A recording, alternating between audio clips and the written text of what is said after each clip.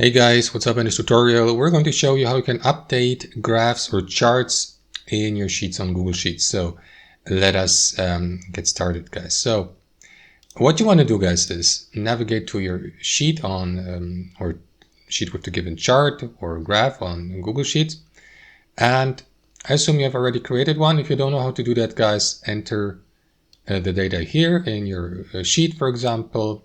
One column for one set of data, the other one for another set of data, like that. It's just for demonstration purposes.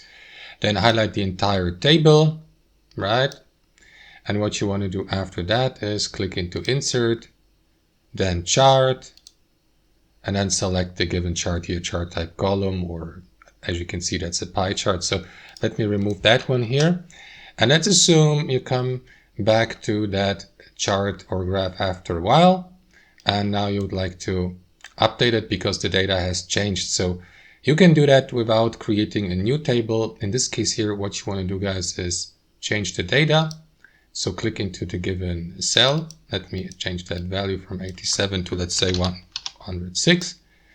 And that one here to, I don't know, 34. And here 19.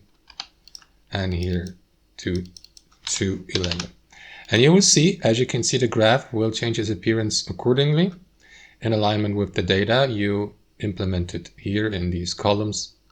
And you can also do the same for the other column, right? So if I change the name to Team A to, I don't know, Team 1, for example.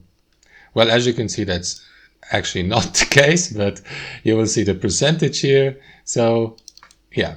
So I will leave it at Team A here, for example.